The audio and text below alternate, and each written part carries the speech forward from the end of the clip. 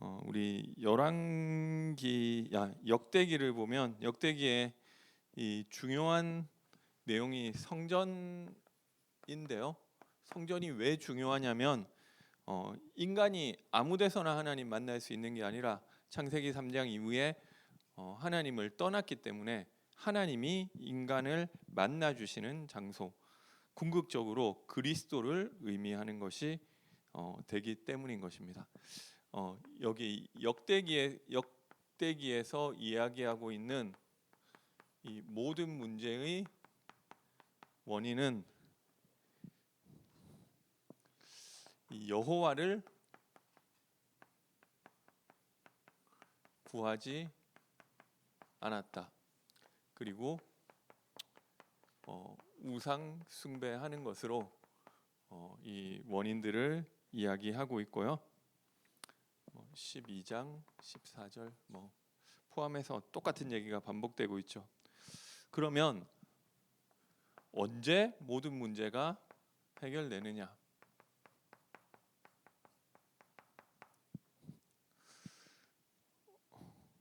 이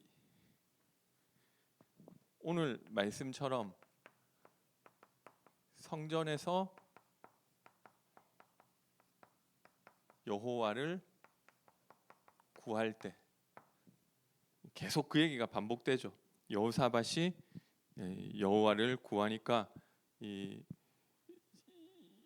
전쟁에서 승리하게 되고, 히스기야가 성전에 가서 이 벽을 보면서 여호와를 구하니까 또 전쟁에서 승리하게 되고, 요시야가 이 성전에서 여호와를 구할 때 율법 책을 발견하게 되고 이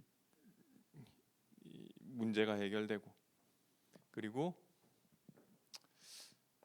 하나님의 율법 책의 말씀을 따라갈 때 그때 문제가 해결되는 것들을 보여주고 있고요. 그래서 이 성전을 통해서 일어나는 일이 있죠.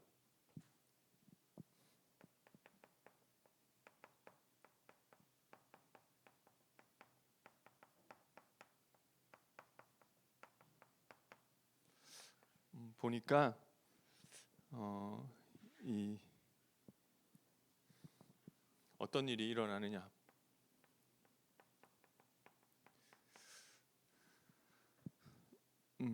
여기 보니까 임마누엘, 하나님과 함께가 회복되죠. 솔로몬 성전을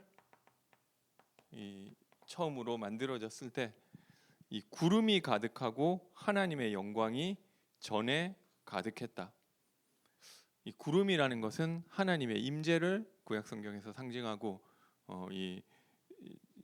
그 호렙 시내산에 이 모세가 하나님의 말씀을 받으러 하나님을 대면하러 갔을 때 이 구름이 가렸다. 하나님의 임재를 상징하는 것이죠. 하나님과 성전을 통해서 이 성전의 축복을 누리게 될 때 하나님과 함께가 회복되고, 그러면서 이 보좌의 능력이 나타나게 되고요. 이게 되었을 때 따라오는 일이 9장 22절에 보니까 이 지혜, 이 솔로몬의 모든 지혜가 모든 나라의 왕들을 합친 것보다 더 뛰어나고, 그리고 이 재물도 따라오고, 그리고 오늘 보니까 이 성전에서 하나님과 함께를 누릴 때 7장 14절에 보니까 이 치유도 일어나고, 그러면서 이 이방 나라의 왕들이 이 솔로몬을 보기 위해서 찾아오고, 그러니까 하나님, 이게 말하자면 이 예수 생명이죠. 예수 생명을 누렸을 때 창세기 1장 27절의 내용이고요. 이 예수 능력이 나타나는 것들을 이 성전 건축을 통해 성전의 축복을 누리는 것들을 통해서 보여주고 있습니다. 그래서 결국 이 성전의 축복을 누리느냐 못 누리느냐 뭐 이것을 가지고 역대기에서 여러 가지 이야기들을 하고 있고요. 그리고 이제 또 언약에 대해서 이제 좀 살펴보면 흔히 어떻게 생각하느냐면 구약 시대는 율법 시대라고 이야기하고 신약 시대는 예수 그리스도로 말미암은 은혜 시대라고 생각하는데요. 그게 착각이라는 거죠. 사실 성경에는 율법 시대 따로 은혜 시대 따로 이런 구분이 없어요. 물론 구약에 하나님께서 율법을 주시는 게 나오기 때문에 그런 오해가 나오는 것인데 이 세대주의적 사고방식은 그거를 명확하게 구분짓고 그걸 구원에까지도 적용하는 거죠. 마치 구약 시대에는 하나님 말씀에 순종하고 율법 잘 지켜서 구원 얻는 것으로, 하지만 신약 시대는 은혜이기 때문에 율법 좀 못 지키더라도 예수 그리스도 십자가 믿으면 구원받는 걸로 구분하는데 이게 잘못된 거라는 거예요. 그래서 구약 성경부터 이 신약 성경 전체에서 이야기하는 구원의 방법은 하나밖에 없다는 것입니다. 전부 다 예수 그리스도로 말미암은 하나님의 은혜를 통해서만 구원을 받는 것입니다. 구약 시대도 율법 잘 지켜서 구원받으라고 준 게 애초부터 아니었다는 거죠. 구약 시대 때 있었던 이 모든 이 사람들, 이 믿음의 이 영웅이라고 하는 히브리서에서 택하고 있는 사람들도 그 사람들이 막 율법을 되게 잘 지킨 사람이 아니라는 것을 성경은 이 낱낱이 밝히고 있죠. 그런데 왜 그 사람들을 믿음의 사람이라고 하고 그 사람들을 하나님의 백성이라고 부르냐? 그 사람들이 율법을 잘 지켜서 그런 게 아니라 하나님의 은혜 받은 자이기 때문에 그런 것입니다. 이 성경 전체에서 인간 스스로 율법 지킴과 인간 스스로의 의를 가지고 절대 하나님 앞에 설 수도 없고, 그 인간의 의라는 것은 하나님 보시기에 다 누더기 같다는 거죠. 아무리 뭐 인간 수준에서 훌륭해 보여도 하나님 앞에서는 그 의를 가지고 뭘 내놓으라 할 만큼, 내가 뭘 좀 했다고 해서 하나님이 나한테 상을 줘야 할 만한 어떤 이 행위가 인간에게 없다는 것이 성경에서 일관적으로 이야기하고 있는 내용이 되는 것입니다. 따라서 만약 구약 시대 때도 어떤 사람이 구원을 받았다고 한다면 그것은 그 사람도 하나님의 은혜로 구원받은 것이지 행위로 구원받은 게 아니라는 거죠. 그래서 요한복음 8장 56절에 예수님이 아브라함이 나의 때 볼 것을 보고 기뻐하고 즐거워했다고 이야기를 하는 것이죠. 아브라함이 예수 그리스도 알았냐? 당연히 몰랐죠. 그런데 아브라함이 구원받은 이유가 하나밖에 없다는 거예요.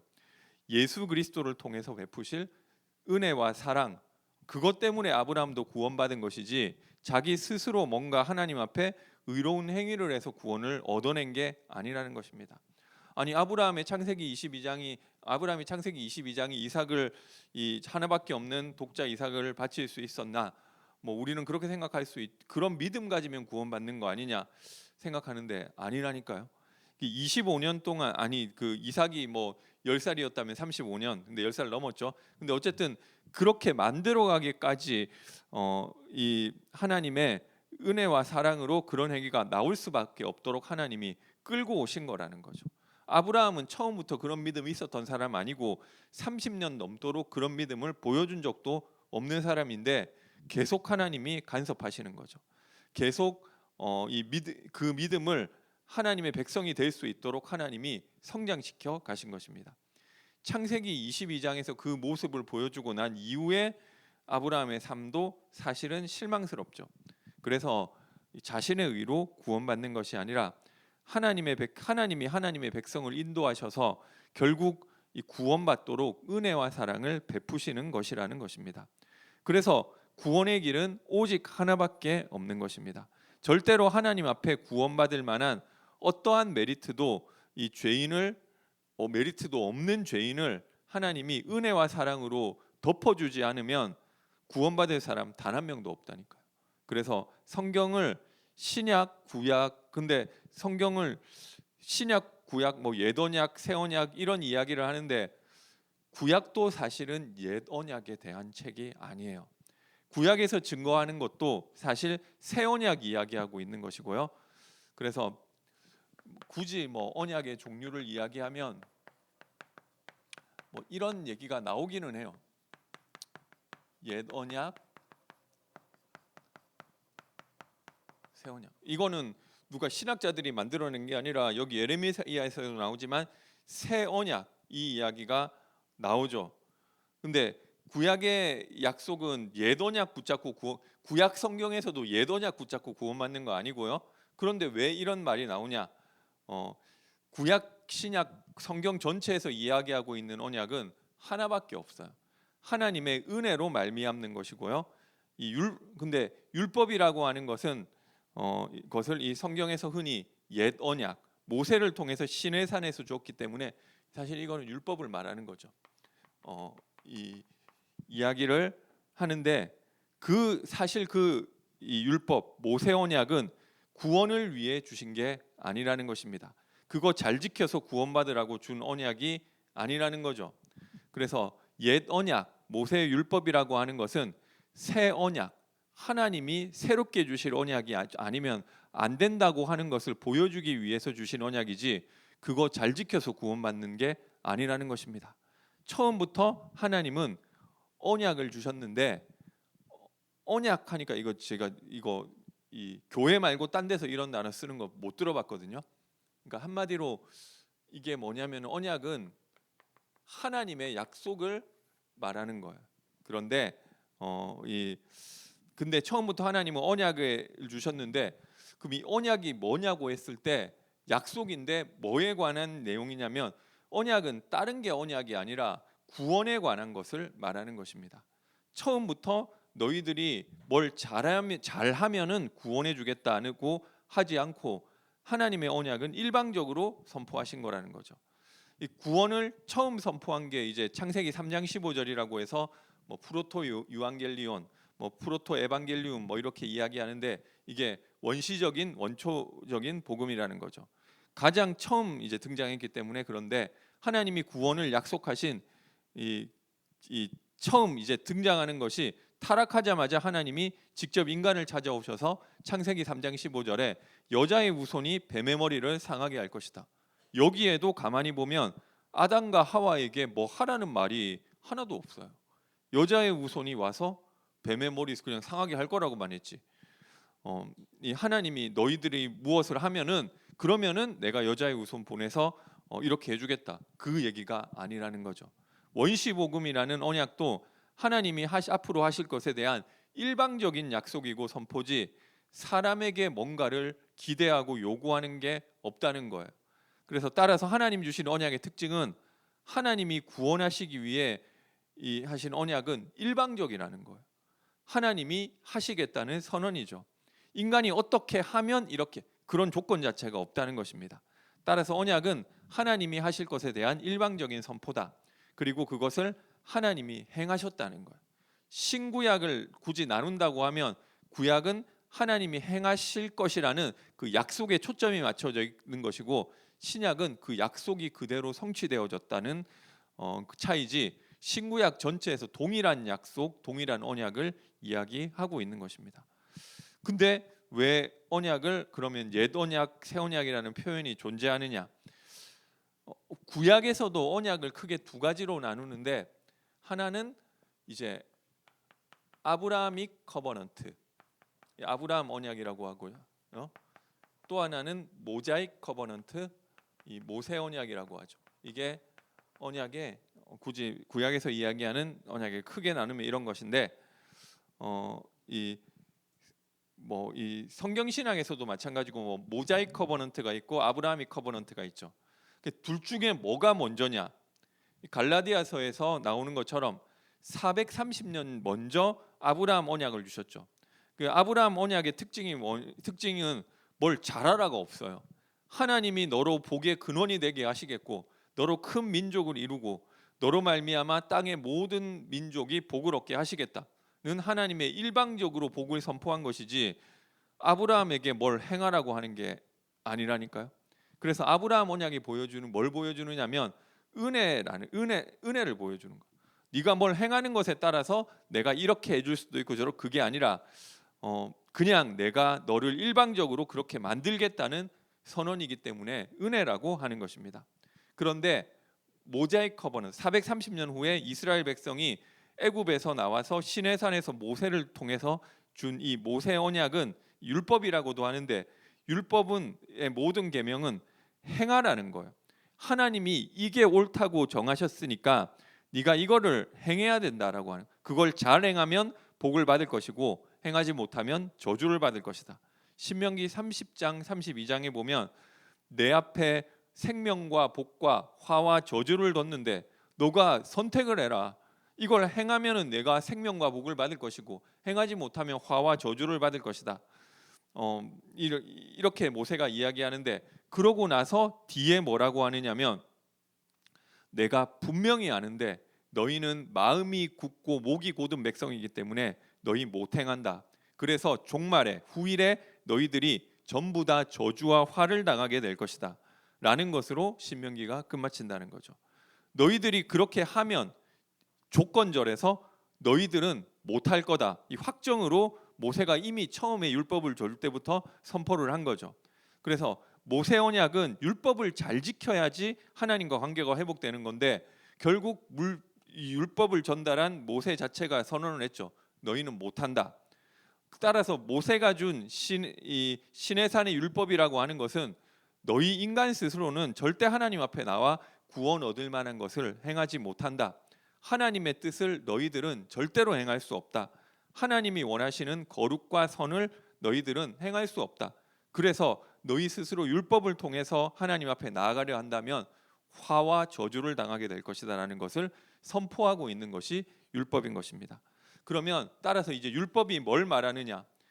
우리는 하나님의 은혜가 없으면 안 되는 자입니다라는 것을 깨닫게 해주는 것입니다.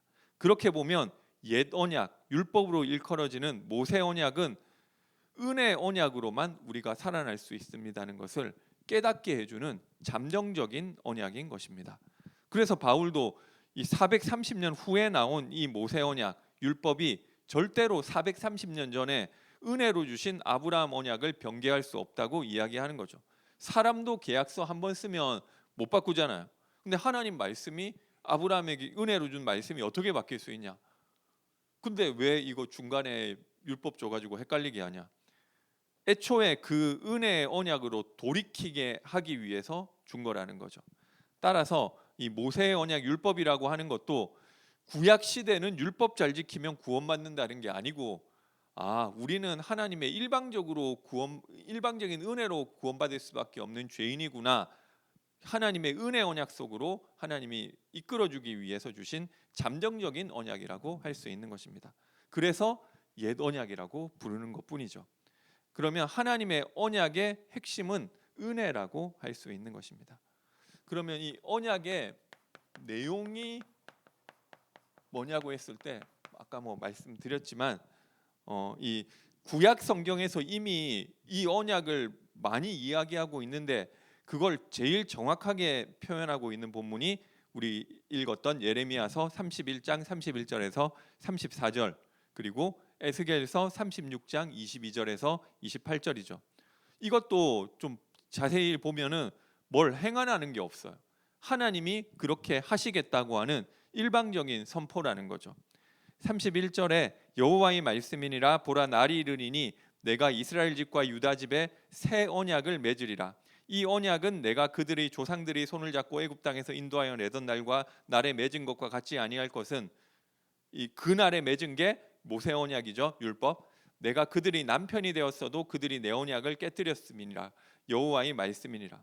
모세 언약으로는 절대 구원 못 받는 거죠. 근데 이 그날에, 그러나 그날 후에, 이 그날 후에라는 말은 정확한 의미는 종말에 내가 이스라엘 집과 맺을 언약은 그렇지 않다는 것. 이러하니 곧 내가 나의 법을 그들의 속에 두며 그들의 마음에 기록하여 나는 그들의 하나님이 되고 그들은 내 백성이 될 것이라. 이게 언약의 핵심이에요. 너희는 스스로 절대 율법 지킬 수 없기 때문에 내가 남편처럼 너희와 함께 있었어도 너희가 언약을 깨뜨리고 이 구원에서 하나님 백성에서 떨어져 나갔지만, 내가 종말에 내 무엇 이룰 것은, 종말에 이룰 언약은 내 법을 아예 너희 마음속에 새기고 내가 너희 하나님이 되고 너희들이 내 백성이 온전히 되게 하겠다. 한마디로 말하면은 우리가 하나님의 백성이 되고 하나님이 우리 하나님 되는 게 언약의 핵심이죠. 그것을 보고 이 구원이라고 하는 것입니다. 내가 하나님의 백성이 되고 하나님이 나의 하나님 되는 것. 구원받지 않은 상태는 거꾸로죠. 하나님은 내 하나님이 아니고 나는 하나님 백성 아니고, 내가 생각하는 하나님은 다른 하나님, 여호와 하나님이 아니라 여호와 하나님은 하나님으로 섬겨야 되는데 다른 것을 하나님으로 섬기는 상태. 그게 구원받지 못한 죄와 사망 가운데 있는 상태인데, 마지막 날에 이 내가 너희의 하나님이 되고 너희가 내 백성이 될 것이다. 어떻게? 방법은 내가 너희의 마음에 내 법을 새겨 놓겠다고 하는 것입니다. 그들이 다시는 각기 이웃과 형제를 가리켜 이르기를 너는 여호와를 알라 하지 아니하리니 이는 작은 자로부터 큰 자까지 다 나를 알기 때문이라. 내가 그들이 악행을 사하고 다시는 그 죄를 기억하지 아니하리라. 여호와의 말씀이니라. 에스겔 36장 22절도 보면 동일한 내용인데 좀 더 정확하고 자세하게 설명하는 부분이 존재하죠. 그러므로 너는 이스라엘 족속에게 이르기를 주 여호와께서 이같이 말씀하시기를 이스라엘 족속아 내가 이렇게 행함은 너희를 위함이 아니요 너희가 들어간 그 여러 나라에서 더럽힌 나의 거룩한 이름을 위함이라. 여러 나라 가운데에서 더럽혀진 이름 곧 너희가 그들 가운데에서 더럽힌 나의 큰 이름을 내가 거룩하게 할지라. 이스라엘이 죄 가운데 빠진다는 거죠. 이들은 계속해서 하나님의 거룩한 이름에 먹칠을 하는데 그것을 하나님 스스로 거룩하게 하시겠다. 내가 그들의 눈앞에서 너희로 말미암아 나의 거룩함을 나타내리니 내가 여호와인 줄을 여러 나라 사람이 알리라. 주 여호와의 말씀이니라. 내가 너희를 여러 나라 가운데서 인도하여 내고 여러 민족 가운데 모아 데리고 고국 땅에 들어가서 맑은 물을 너희에게 뿌려서 너희로 정결하게 하되 곧 너희 모든 더러운 것에서와 모든 우상 숭배에서 너희를 정결하게 할 것이며, 여기 30 예레미야서에서 정결하게 하는 내용들을 나오는데 여기도 나오죠. 또 새 영을 너희 속에 두고 새 마음을 너희에게 주되 너희 육신에서 굳은 마음을 제거하고 부드러운 마음을 줄 것이며 또 내 영을 너희 속에 두어 너희로 내 율례를 행하게 하리니 너희가 내 규례를 지켜 행할지라. 여기에서도 하나님이 전부 다 주체가 돼서 행하신다는 것이죠. 아까는 내 법을 너희 마음속에 두겠다고 했는데 여기는 예스겔에는 더 구체적으로 내 영을 너희 속에 주겠다고 이야기하는 것입니다. 내가 너희 조상들에게 준 땅에서 너희가 거주하면서 내 백성이 되고 나는 너희 하나님이 되리라. 결국 언약의 핵심은 하나님이 우리 하나님이 되시고 우리는 하나님의 백성이 되는데 그것을 위해서 우리에게 요구하는 게 하나도 없다는 거예요. 내가 하나님이 그렇게 만들겠다는 것이 핵심이죠. 그래서 언약의 내용을 정리해 보면 구원에 대한 것이다. 이 성경은 구원에 관해 대한 것인데 딴 거 이야기하고 있는 게 아니라는 거죠. 그런데 뭐 나에게 복 주겠다 그게 언약의 핵심 아니고요. 부자 만들겠다 그게 언약의 핵심 아니고 구원에 관한 거예요. 그런데 그 구원은 언약 속에서도 볼 수 있듯이 그냥 예수 믿으면 구원받는다 이 정도가 아니라니까요. 에스겔 예레미야서 내용 안에 이미 칭의와 성화와 영화 이게 다 포함되어 있는 것이 언약이라고 하고 구원이라고 하는 것이죠. 구원은 단번에 받지만 이 영원히 받지만 단번에, 그래서 그 영원히 구원받은 그 자가 이 땅을 사는 동안 이 점진적으로 하나님 백성으로 세워지는 과정이 다 포함되어 있는 것이 구원인 것입니다. 그러니까 막 구원파식으로 그런 구원을 성경에서 이야기하고 있는 게 아니라는 거죠. 예수 믿었으니까 막 살아도 된다. 이게 어떻게 보면 구원파에서 이야기하는 구원이라는 거죠. 그거 자체가 말이 안 된다는 거죠. 그런 생각을 하는 게 어떻게 보면 이 새 마음이 성령이 마음속에 없는 것일 수 있다는 거죠. 그래서 이게 하나님의 구원에 대한 내용을 인간에게 맡기지 않고 하나님이 일방적으로 선포하셨기 때문에 이거를 인간이 개입할 여지가 없기 때문에 영원히 깨뜨릴 수가 없다는 것입니다. 이 내가 앞으로 종말에 세울 새 언약은 하나님께서 행하실 것이고 인간 편에서 못 깨뜨린다는 것은 인간이 뭘 하면 되고 안 하면 안 되는 게 아니라는 거죠. 하나님이 일방적으로 행하시는 것이기 때문에 인간의 행위와 전혀 상관이 없다는 것이죠. 그리고 이 예레미야서, 에스겔서에 계속 반복되지만 이 언약의 내용에서 계속 반복되는 것이 하나님께서 이걸 친히 죄를 씻기시고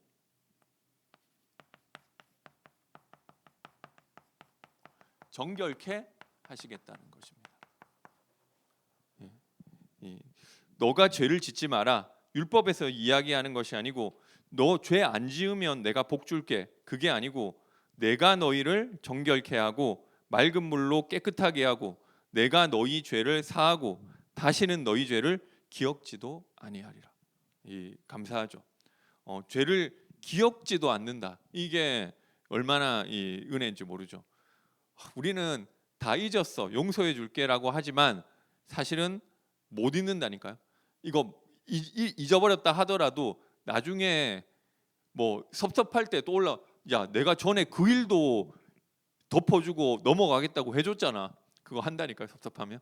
근데 너가 나한테 이럴 수 있어? 이렇게 하는데 우리 뭐 그럴 수밖에 없죠. 우리는 전능자 아니기 때문에. 근데 하나님은 잊겠다, 기억지도 않겠다 하면 하나님은 그렇게 하실 수 있다니까요.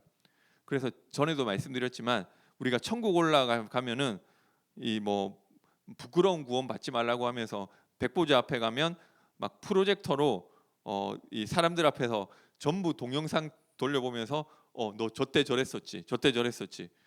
내가 부끄러워 죽으려고 할 때 예수님이 이 나의 변호사가 되셔서 잠깐, 그래서 내가 그 얘를 위해 죽지 않았습니까?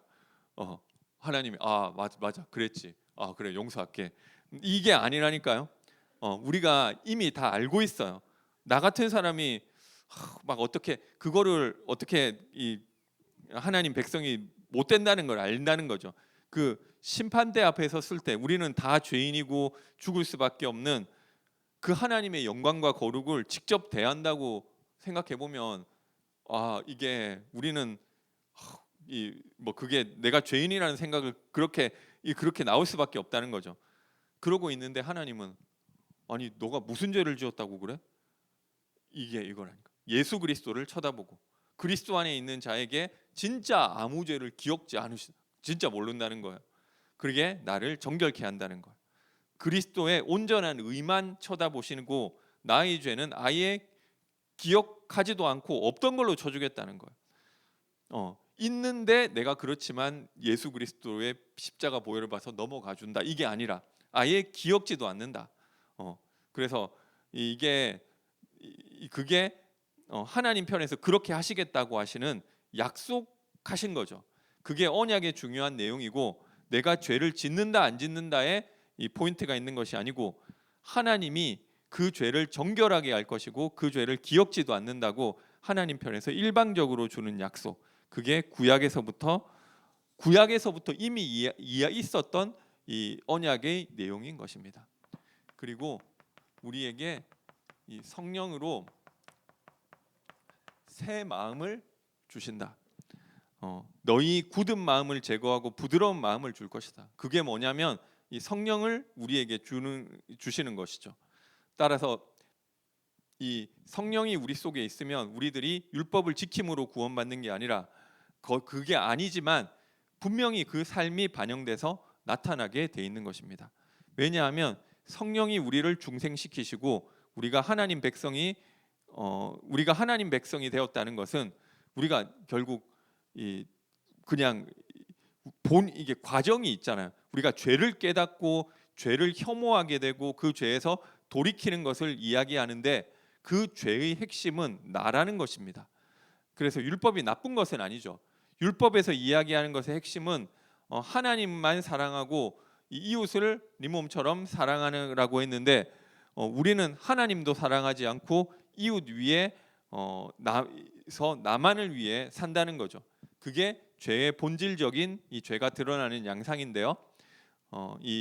그래서 죄의 핵심은 나인데 하나님을 하나님으로 안 모시고 하나님 사랑하지 않고 이웃 사랑하지 않고 자기만 사랑하고 근데 죄인은 그런 행위들만 나타날 수밖에 없게 돼 있는 것을 보고 죄인이라고 하는 것입니다. 근데 그게 얼마나 큰 죄인 줄 몰랐는데 그게 죄라는 것을 알고 혐오하고 돌이키는 것을 보고 회개라고 하고 중생이라고 하는 것입니다. 죄를 그렇게 안 사람이 이전과 똑같은 삶이 나올 수 있느냐? 그 정도의 차이는 있지만 반드시 달라질 수밖에 없는 것입니다. 그리고 하나님의 은혜와 사랑을 아는 사람들은 점진적으로 하나님의 백성으로 만들어 간다고 했기 때문에 그 삶들이 나타나게 돼 있어요. 근데 근데 한 가지 차이점은 그 삶이 나타나는데 그 삶이 성령의 열매이고 하나님의 은혜로 말미암아 당연히 나올 수밖에 없는 행위이기 때문에 내가 좀 한 그거 가지고 이 사람들은 뭘 했다고 하나님 앞에 들고 나오지를 않아요. 오히려 내 부족한 부분을 계속 보는 거죠.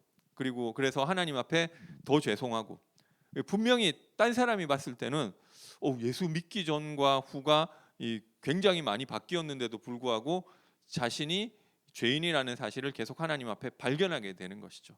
그러니까 내가 뭔가를 좀 나 이렇게 하나님 앞에 했어요 라고 하나님 앞에 뭔가 교만한 것을 내세울 수가 없는 것입니다. 그래서 율법에 대한 것도 좀 잘못된 것 두 가지가 이게 반법주의라고 있죠. 엔티노미즘 그리고 율법 폐기론 같은 생각이에요. 율법을 반대하는 거예요. 그리고 또 이게 또 좀 반대로 커버넌탈 노미즘, 언약적 율법주의 이런 게 있는 거죠. 그래서 1세기 때 유대인은 율법주의가 아니고 정확하게 얘기하면 이 커버넌탈 노미즘, 이 언약적 율법주의라고 하는 것이죠.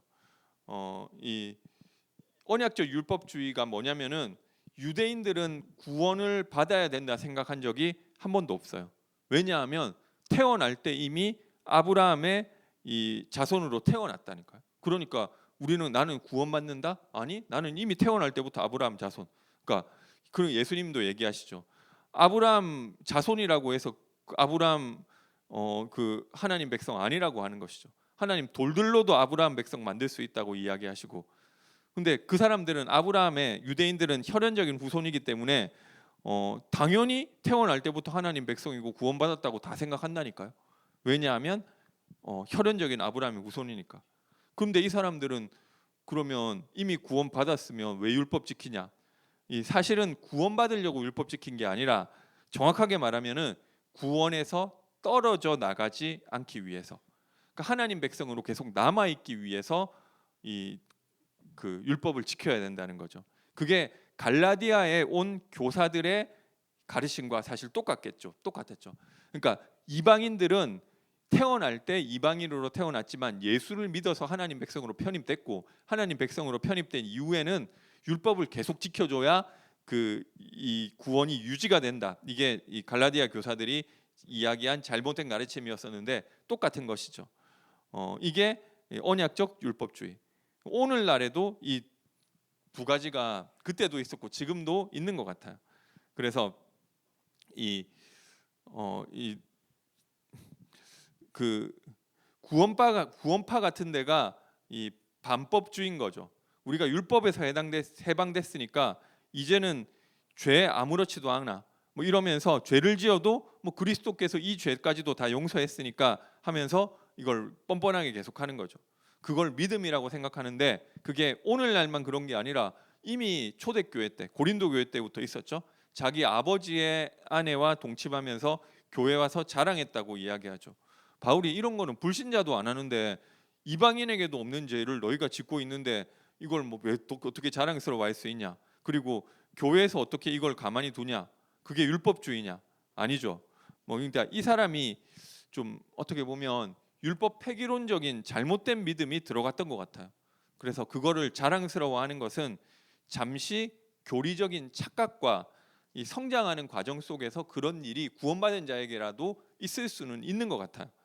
그런데 바울의 이야기를 들으면 이 사람이 진짜 하나님 백성이라면 내가 좀 잘못 깨달았구나 하고 돌이키게 된다는 거죠. 나중에 고린도 후서에 보면 이 사람이 돌이킨 것 같아요. 그래서 그 사람으로 너무 거기 매이지 않게 그렇게 해라. 감사하다. 오히려 그 사람을 좀 위로하는 메시지가 고린도 후서에 나오는데 이 사람이 처음에 이 잘못 오해해가지고 그리스도가 우리 죄 용서했으니까 이제 무슨 죄를 지어도 괜찮네? 이렇게 착각을 했다는 거죠. 그래서 더 큰 죄를 지어도 뻔뻔한데 이걸 믿음이라고 생각한 거예요. 나는 이 죄까지도 예수 그리스도가 용서했다는 것을 믿는 사람이야. 너 아직도 죄 지은 걸로 이 죄책감에 시달려? 아직 복음 못 깨달았네. 이렇게 생각한 거죠. 그래서 죄책감에 시달리는 것도 잘못이지만 죄책감 아예 안 느끼는 거 그 성령의 사람이라고 보기 어려워요. 하나님 백성은 계속해서 성령이 조명하시기 때문에 성령께서 거룩한 것과 속된 것, 부정한 것 이것을 계속 알게 해주시기 때문에 우리 안에 그게 행동은 안 된다 할지라도 그리고 보니까 다 깨닫는 거 아니고 요만큼 깨달았다가 또 점점 더 발견되는 게 있는 것 같아요. 한 번에 막 뭐 다 이렇게 되는 게 아니라. 근데 어쨌든 그런 일들이 일어나기 때문에 이 그런 게 발견될 때마다 그 죄를 혐오하게 돼 있고 그럼에도 불구하고 알지만 못 고치죠. 이거 아닌데 하면서 계속 하죠. 육신이 연약해서 넘어질 그때 자랑하는 게 아니라 하나님이 그런 은혜를 받고도 이렇게밖에 살 수 없는 나를 불쌍히 여겨달라고 양심에 찔리기는 한다니까요. 그게 하나님 백성이지. 만약에 나는 그런 마음 전혀 없다. 이 반법주의를 복음 누리는 걸로 생각한다면은 큰 착각이라는 것입니다. 그런데 그 반대편에 있는 게 이 언약적 율법주의, 커버넌탈 노미즘. 이 사람들은 우리가 은혜로 하나님의 백성이 됐으니까 이제부터는 하나님의 백성답게 살아야 된다. 이 두 가지를 이제 왔다 갔다 하는 거예요. 그래야지 구원을 유지된다는 거예요. 혹은 구원이 유지된다는 거는 현대교회에서 많이 이야기하지 않지만 그렇게 해야 상급 받는다. 정통교회라 하는 데서는 이거 율법 하나 구원받아도 율법 잘못 지키면 구원에서 떨어져 나간다. 이렇게 하는 데는 거의 없죠. 그런데 그 행함을 가지고 하나님 앞에 가야지만 하나님 앞에 큰 상급을 천국에서 받는다. 상급 차등론을 들고 나오는 것입니다. 그래서 이 색깔이 똑같아요. 그런데 그래서 이 예수 그리스도께서 나를 구원하시고 의롭다 하신 칭의. 그렇지만 내가 성화는 행해야 돼. 이 성화는 하나님과 내가 협력해서 나가서 이 성화를 해야 하나님 앞에 상급 쌓는 걸로 그걸로 이 좀 열심을 부리게 하는 거죠. 헌금도 그래야 상급 많이 준다. 기도도 그래야 상급 많이 받는다. 그래서 하나님 앞에 우리의 행위는 헌금 많이 하는 것도 이 뭐 진실하고 거룩하게 사는 것도 기도 많이 하는 것도 그거 자체가 하나님 앞에 아무 의의가 안 된다는 것입니다. 그거는 당연히 하나님 은혜가 감사해서 나오는 행위지 그걸 가지고 하나님 앞에 나 이거 했으니까 상급 그거 할 만한 메리트가 하나도 없다는 거예요. 이렇게 나오는 것은 아직 은혜를 모른다고 하는 것이죠.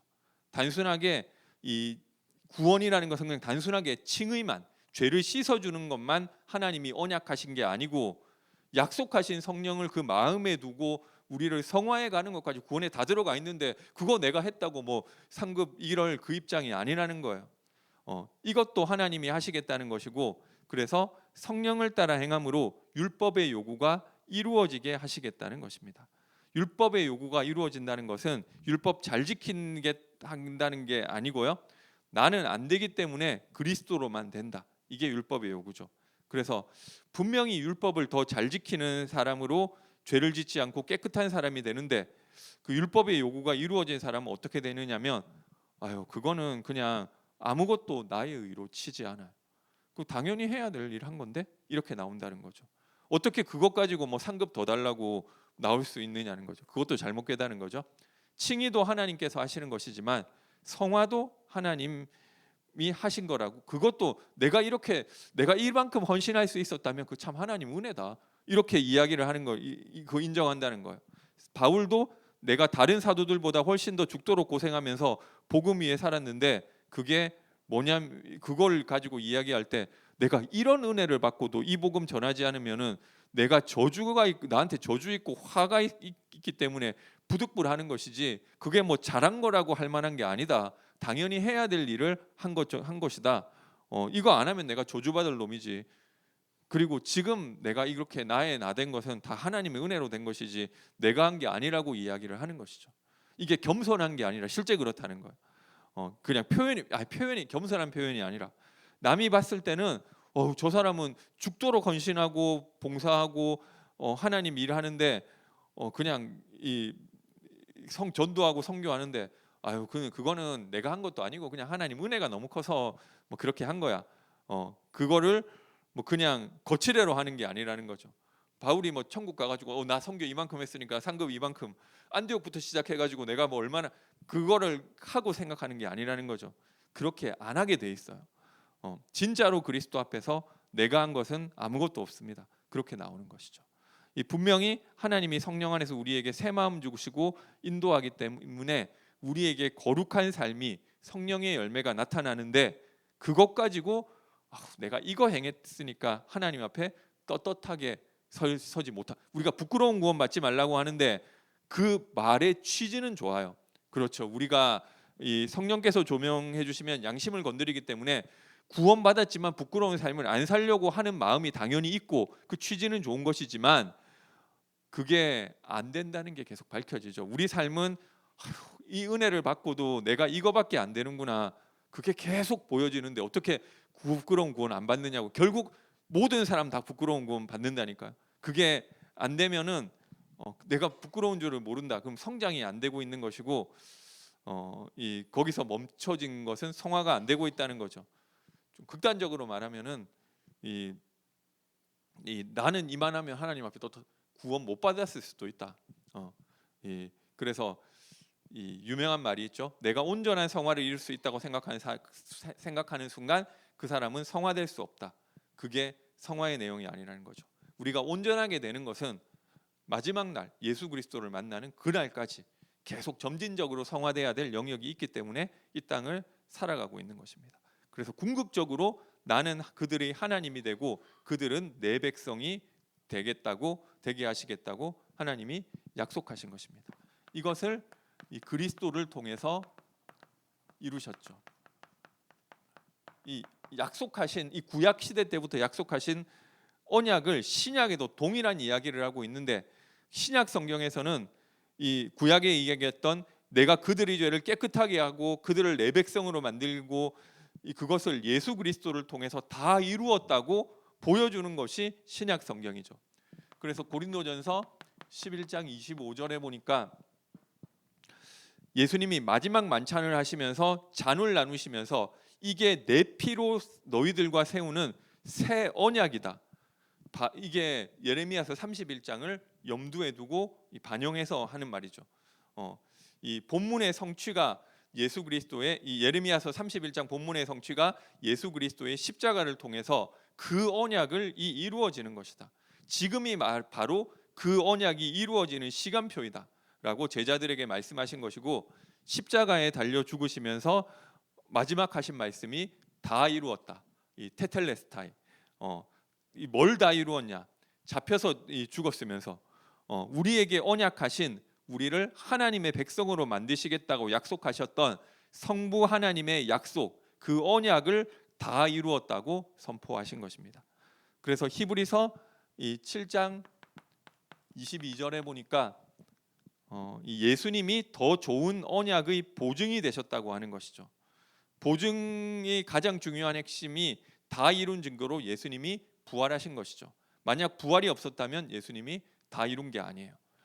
그 자기 죄 때문에 죽은 것이지 우리 죄를 대신해서 죽은 자가 아니라는 증거가 부활이 없는 것. 근데 예수 믿는데 나는 부활은 안 믿어진다. 그거는 예수 믿는 게 아니죠. 예수를 믿는다는 것은 그분이 의인으로서 우리 죄를 대신 죽으시고 구원을 하나님이 약속하신 언약을 다 이루셨다는 그걸 믿는 건데, 부활 안 했으면 의인 아니라는 거고 그거 예수 믿는 게 아니라는 거죠. 그래서 내 죄를 위해, 모든 인간의 죄를 위해 하나님의 언약을 이루기 위해서 대속적인 죽음을 죽으시고 의인이라는 증거로, 그 하나님의 조건을 만족했다는 증거로 3일 만에 다시 살아나셔야지만, 그것도 썩지 않을 영원한 부활체로 부활하셔야지만 그리스도가 되시는 것입니다. 그래서 예수님께서 영원한 언약의 보증이 되셨다. 우리 죄를 단번에 영원히 완전히 씻으셨다고 했죠. 히브리서 10장 14절에 단번에 영원히, 그리고 거룩하게 된 자를 단번에 영원히 온전케 하셨느니라. 영어로는 단번에 영원히 perfect, 그러니까 완전히 우리 죄를 맑은 물로 정결케 하신다고 했었는데, 이거를 단번에 영원히 완전히 이렇게 하신 우리의 구원을 이루셨죠.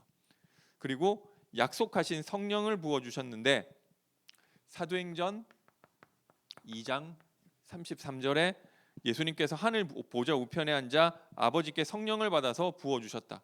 성령 또한 보증이라고 이야기하는데, 성령이 왔다는 그것 자체가 그 언약이 진짜로 예수 그리스도의 십자가를 통해서 하나님이 약속하셨던 언약이 다 이루어졌다는 이 증거가 되는 것입니다.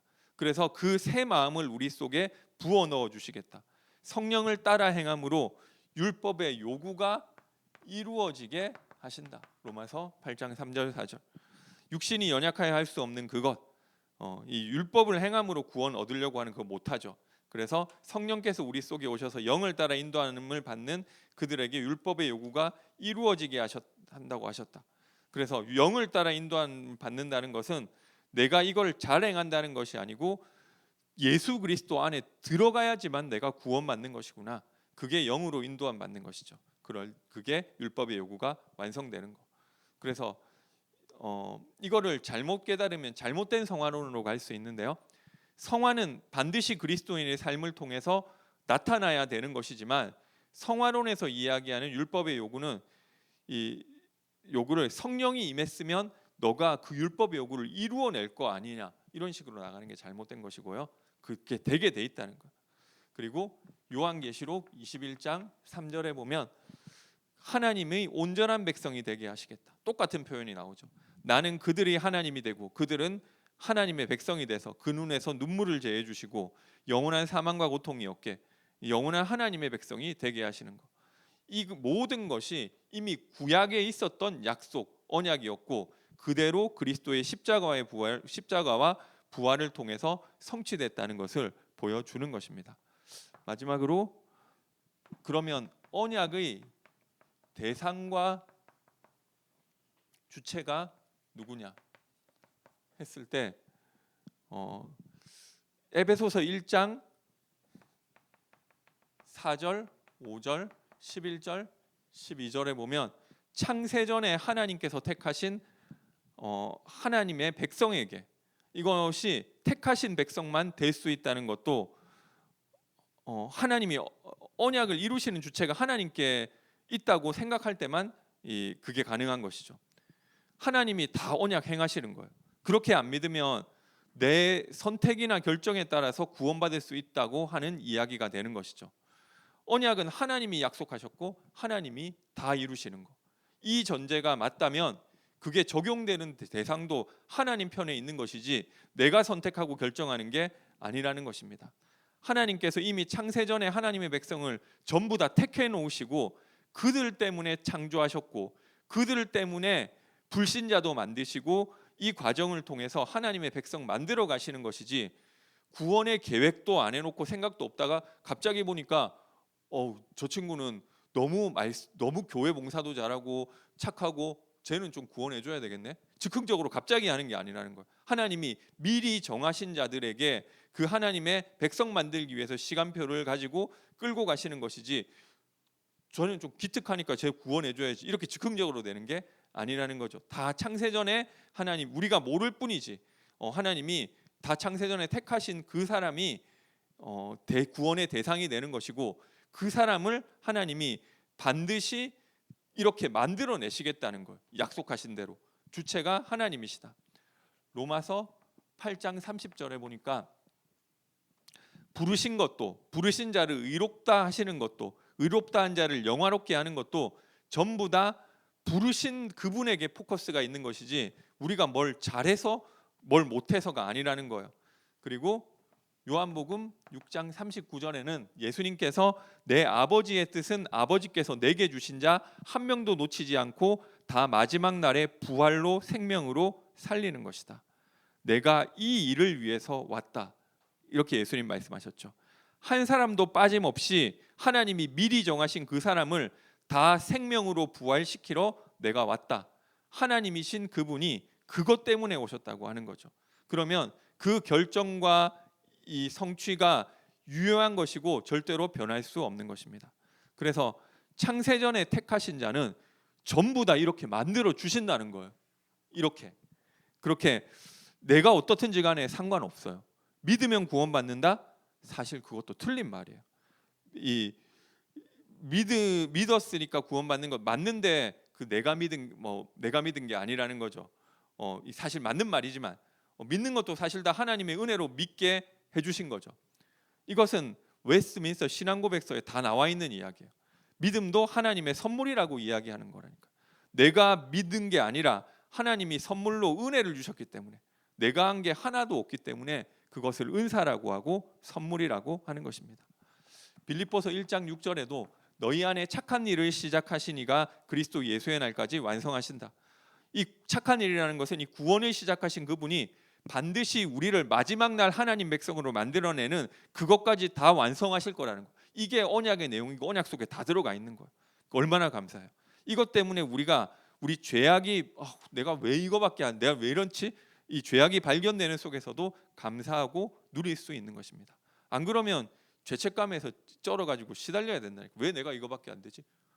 이런 날을 하나님이 하나님 백성 만드시겠다고 약속하셨구나. 그래서 로마서 7장에도 바울이 막 시달리죠. 내가 행하고자 하는 선은 행하지 않고 내 안에 계속 악만 나오네. 오라 나는 공고한 자다. 그 깨달음이 있는 순간 찬송하리로다. 그래서 그리스도 예수 안에 있는 자는 결코 정죄함이 없도록 하셨구나. 죄와 사망의 법에서 생명의 성령의 법으로 해방하셨구나. 거기까지 가야 되는 거죠. 그것을 깨달았을 때 오히려 내 부족한 것, 연약한 것을 보는 것이 아니라 그게 우리의 죄악과 이런 부분들이 발견될 때 그리스도께서 행하신 일 때문에 감사하게 되는 것이고 그걸 누림이라고 하는 것입니다. 그래서 그리스도인이 너무 막 눌려 있는 것도 잘못된 거예요.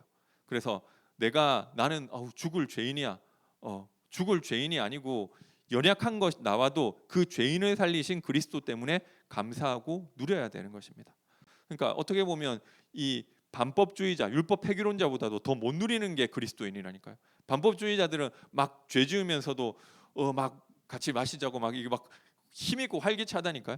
근데 교회 오면 나는 죄인이고 좀 찌그러져 있죠. 맞는 거지만 틀린 거예요. 생명 안에 있는 바울도 7장과 8장을 같이 보는 거죠. 생명 안에 있는 기쁨까지 못 갔다는 건데 율법주의에 묶여 있는 거예요. 그러니까 이게 좀 어떻게 보면 좀 이게 어렵고 묘한 부분이 있어요. 어떻게 하면은 율법 필요 없는 반법주의자로, 어떻게 가면 율법주의자로 왔다 갔다 하는데 그 사이를 간다는 것은 쉬운 거는 아닌 것 같습니다. 성령이 가르쳐 주시지 않으면 사람은 매이게 돼 있죠. 죄책감에 시달린다는 것은 율법주의에 매인 것이고 막 방조하며 즐기는 것은 반법주의로 빠진 것인데 성령인도 받는 사람은 내 무능과 연약함을 보지만 내 무능과 연약함이 나올 때 그 속에서 감사하고 하나님께 무릎 꿇는다니까요. 그 안에 성화가 있는 것입니다. 나를 의지하지 않고 그리스도 의지하는 거. 왜 낙심하냐? 나를 의지하기 때문에. 내가 뭐 할 수 있다고 생각하기 때문에 낙심하죠. 왜 힘나냐? 나 이 정도면 잘하고 있어. 그러니까 힘나죠. 사실 똑같은 얘기인데 구원은 하나님의 은혜라는 것입니다. 에베소서 2장 8절에서 10절. 아무도 자랑하지 못하도록 하나님이 은혜로 구원했다고 이야기하죠. 은혜로 구원하신 이유가 아무도 자신을 자랑할 수 못하게 하기 위해서. 그런데 계속 육신 가지고 자랑하려고 하는 사람들은 뭐냐는 거죠. 잘못됐다는 거예요. 우리는 부족하고 연약하고 이 쓰레기 같은 모습 속에서도 감사하고 새 힘을 얻을 수 있는 것입니다. 이런 날을 왜 택해서 나에게 은혜를 주시고 끌고 가고 계실까? 나 같으면 절대 나 같은 사람은 안 택했을 텐데 그 속에서 감사하고 다시 힘을 얻는 것입니다. 아, 이런 내 모습까지도 다 잊어버리고 도말한다고 하셨으니까 너무 감사하다. 죄 속에서도 다시 감사로 일어서는 거죠. 그게 바울이 로마서 7장 8장에서 일어나고 있는 것이고 성도 안에서도 날마다 일어나는 일인 것입니다. 그게 계속 발견되는데 어떻게 교만할 수 있고, 그게 계속 발견되는데 어떻게 맨날 눌려 있을 수 있느냐고.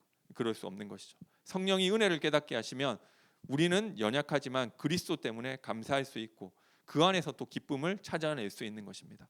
넘어지는 내 모습 속에서도 하나님 그리스도 보내주셔서 감사합니다. 진짜 율법대로 하면 나는 죽어야 되는데, 그러고 다시 일어설 수 있는 거죠. 또 넘어진다니까요. 다시 일어서면 돼요. 언약 붙잡고, 하나님 주신 언약, 그리스도 안에서 결론을 정해놓으셨어요.